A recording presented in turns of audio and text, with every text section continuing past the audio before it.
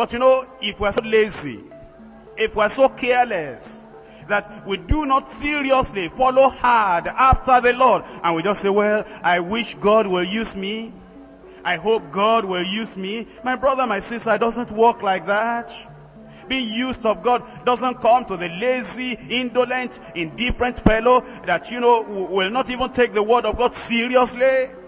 You cannot deceive God. And if God doesn't give you the key to open the doors to the Gentiles to come into the kingdom, you can never open the door.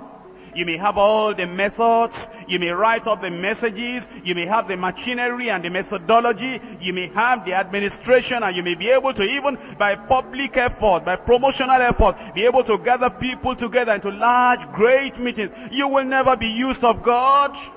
God doesn't toy with the keys of the kingdom. God doesn't play with the keys of the kingdom. It is to those who are always on their knees. It is to those who are sweating and crying and calling upon God. It is to those who are consecrated and seriously yielded to God. It is to those who care for nothing of this world, but care for God alone. It is to only those people the Lord can commit the keys of the kingdom. Don't kid yourself. Don't deceive yourself. Any minister in the Deeper Christian Life ministry, the Lord is not just watching for the name Deeper Christian Life Ministry. I hope you're intelligent enough to know that the Lord is not saying, well, because it's Deeper Life, even though he's careless, even though he doesn't pray, even though he's not having a strong persuasion, even though he's not really following hard after me, just because it's Deeper Life, that because of that I will use him. There is nothing like that. You can be called by whatever name, apostle or bishop. You can be called by whatever name, superintendent or coordinator. Whatever the name is, if you do not have the secret prayer, always on your knees, you will never amount to anything before the Lord. But there are so many people, and they're in this church. All they know is that, well, we started it together. We're old members.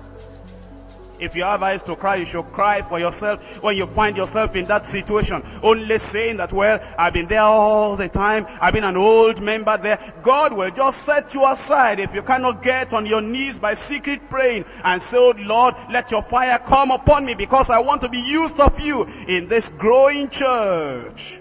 God will rather raise up a stone to declare his glory. God will rather use the jawbone of an ass. God will rather use a little David, and God will rather bring a Joseph from the prison to come and declare the glory of his name and to convert people to him, rather than use a person who is just sitting in the church warming the bench and is not serious to follow after the Lord. If you are going to be used of God, you cannot take God for a ride. You cannot play with the things of God. You have to get on your knees and be a man of secret prayer. That's the point I'm making. In Luke chapter 18,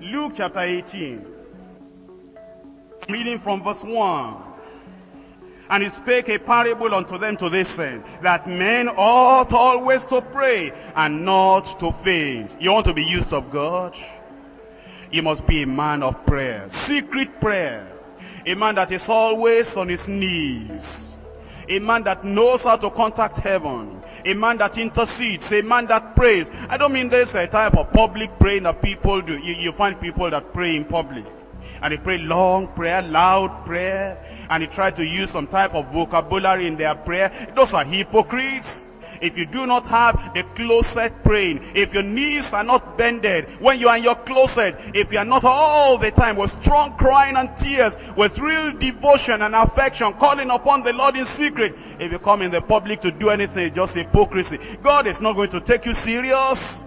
But when you are a man of secret prayer and you are seeking after the Lord, and the more you pray, the more you are humble, the more you go down, the more you are crucified, the more you are just nailed to the cross, the more you bind your sacrifice on the altar, the more the tears will be flowing, the more your heart will be softened, the more you'll have the vision of heaven, the more you'll be hearing of the purpose, the plan of God. If you're a man of prayer, and you will never be tired, a man that is praying, a man that is waiting upon the Lord, the body may be tired, but his spirit is always awake. Call him at any time. He has authority over the devil, over sickness. He has authority anywhere. Anywhere you put him, you can put him in the jungle, he can preach the gospel. You can put him in a particular state, he can preach the gospel. You can put him in a city, he'll be holding meetings, and he'll be drawing multitudes to the Lord. If he's a man of secret prayer, If there's a one that cannot pray, that will say, well, my station is difficult, my state is peculiar, my local government area will not yield to the gospel, our city is so worldly, they will not listen to the preaching of the gospel. My brother, my sister, is because